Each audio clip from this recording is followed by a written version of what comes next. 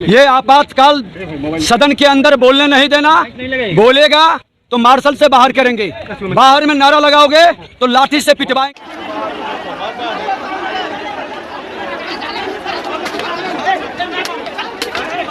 जानबूझ के हैं नहीं है कि सच में यहाँ आना नहीं चाहते थे या क्या बात थी तो हम नहीं बता पाएंगे, लेकिन उन लोगों का केवल एकमात्र लक्ष्य है कि हंगामा क्रिएट करना, जनता के सवाल को ना उठाना, अपना एजेंडा जो है लागू करना चाहते हैं। सरकार है, कब्जा लोट है इसका, कभी भगवान माफ नहीं कर। जब से ममता दीदी के संरक्षण में नीतीश कुमार जी गए तो आज बंगाल और बिहार की स्थिति सेम हो गई। नमस्कार, मेरा नाम है शुभम और आप देखना शुरू कर चुके हैं कोसी मिरर बिहार का डिजिटल प्लेटफॉर्म।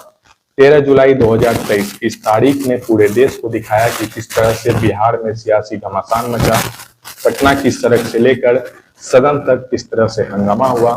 साथ ही साथ जो विजुअल्स आया उसमें स्पष्ट तौर से देखा गया कि पुलिस ने किस तरह से बीजेपी नेताओं पर लाठीचार्ज किया।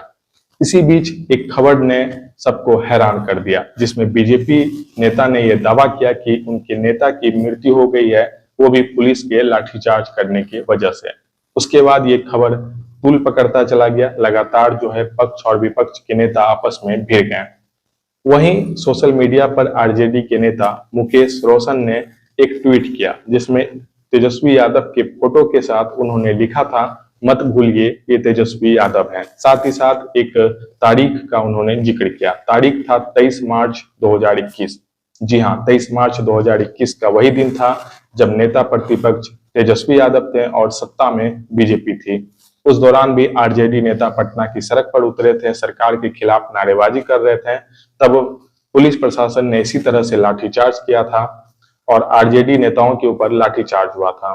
तब तेजस्वी यादव ने कहा था कि मत भूलिए हम तेजस्वी यादव हैं, और आज उसी बात को आरजेडी नेता सोशल मीडिया पे मेंशन करके लिख रहे हैं। तो कहीं ना कहीं एक संदेश देने की कोशिश कर रहे हैं बीजेपी नेताओं को कि वो दिन मत भूलिए जब तेजस्वी यादव के साथ हुआ था और आज आपके साथ हो रहा है।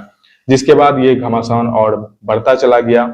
वहीं विधानसभा में तेजस्वी यादव ने बीजेपी पर जमकर हमला बोला, कई तरह के गंभीर आरोप लगाए, कई तरह का सवाल खड़ा किया। तो वहीं दूसरी तरफ पटना की सड़क पर बीजेपी नेता आंदोलन कर रहे थे। नेता प्रतिपक्ष विजय कुमार सिन्हा ने लगातार तेजस्वी यादव के इस्तीफे की मांग की। साथ ही साथ बीजेपी नेताओं ने लोकतंत्र की हत्या, गुंडागर्दी जैसे शब्दों का प्रयोग किया। तो वहीं दूसरी तरफ एसएसपी राजीव मिश्रा ने बीजेपी नेता की हत्या को पुलिस के लाठीचार्ज होने से मृत्यु होने की खबर को साफ इनकार कर दिया। तो काफी ज्यादा सियासी घमासान मचा।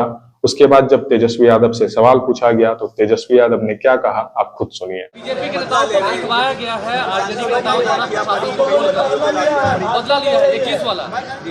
ये कोई बदला कोई कुछ नहीं लिया गया है, ये सब कोई बेकार की बात है।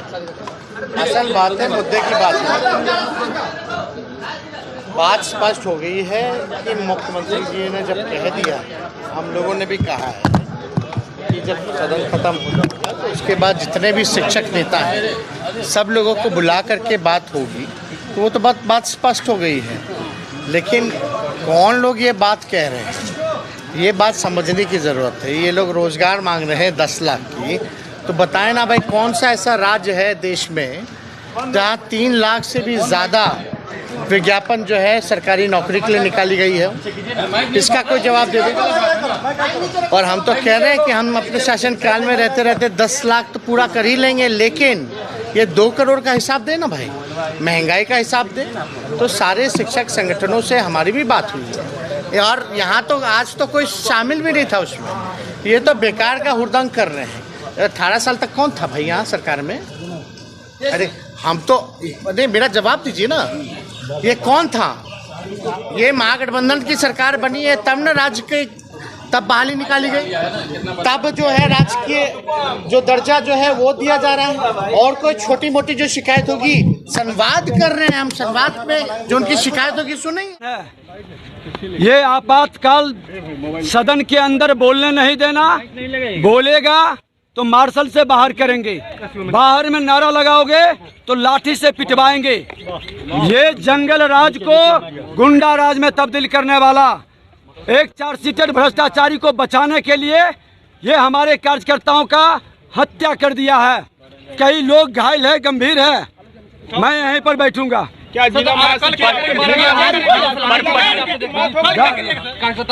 डाक बंगला में हम लोगों को भी पीटा गया, कई कार्यकर्ता को ब्रेन में चोट लगा, एक डेथ कर गया, कई हॉस्पिटल में, कई महिलाओं पर लाठीचार्ज हुआ है। और ये अत्याचारी व्यभिचारी सरकार एक 4 सीटेड भ्रष्टाचारी को बचाने के लिए शिक्षकों का न्याय नहीं देने का, 10 लाख की नौकरी का मुद्दा उठाने पर जिस तरह से ये लाठियों की बौछार की है, ये सरकार पूर्णतः आपातकाल और तानाशाही प्रवृत्ति अपना ली है। कल क्या करेंगे आप लोग? राजभवन मार्च करेंगे। विधान मंडल के कस्टोडियन गवर्नर हैं, ये सरकार को संज्ञान ले, ये सरकार अब एक दिन भी राज करने के योग्य नहीं है। वो लाठी चला है, बीजेपी के गुंडे हैं, हम पर लाठी चलाया। अरे गुंडों की सरदार, जो जंगल राज लाने वाला गुंडा राज स्थापित कर रहे हो, तुम्हारा जंगल राज को भी मिटाए हैं, तुम्हारा गुंडा राज को भी मिटाएंगे। तुम्हारे लाठी और गोली से नहीं डरेगा भाजपा का कार्यकर्ता, हर गांव से तुमको उखाड़ के फेंक देंगे। जी, आप यहाँ पर धरना पर बैठे हैं, तो आज क्या कार्रवाई में भाग नहीं लेंगे? भाग लेने नहीं दिया। मैं तो 2 बजे कहा था कि हमारा अनुपूरक में हमको डिबेट करना है, आने नहीं दिया। इनके हस्तिनापुर के गुलामों ने पहले हमको रोक दिया इनकम टैक्स के निकट, यहाँ आए तो यहाँ रोक दिया, शास्त्री नगर थाना ले जाने के लिए, फिर विधानसभा के गेट पर छोड़ दिया। आप यहाँ आज अभी धरने पर बैठे, अब पूछिए उन लोगों से पूछिए कब तक आप यहाँ पर धरने पर बैठेंगे? बैठेंगे जब तक के न्याय नहीं मिले। लेकिन आप नेता विरोधी दल हैं, आप सदन में ही नहीं जा रहे हैं। बताइए, हमारा लोगों की मौत हो गया, ये सरकार सुबह में बोलने नहीं दिया। आसन किस तरह से आसन की गरिमा को गिरा दिया, बोलने के लिए खड़े हुए, अपनी बात रखने के लिए किस तरह से माइक बंद कर दिया। किस तरह से आपको कैमरे को घुमा दिया। मेरे विधायक जब कैमरे का कहा कि कैमरा क्यों घुमा देते हो, तो उसी को मार्शल से बाहर कर दिया। ये मौत का दोषी कौन? मौत का दोषी कौन? नीतीश कुमार, तेजस्वी यादव। ये गुंडों की सरकार है और ये गुंडे की सरकार अब राज करने के योग्य नहीं है। यहाँ पर धरना पर कब तक बैठेंगे आप? जी, उसके ऊपर कोई चोट का निशान नहीं है, अचेत अवस्था में थे वो। ये हस्तिनापुर के गुलामों को सत्ता बदलती है, न्यायिक जांच बैठेगी।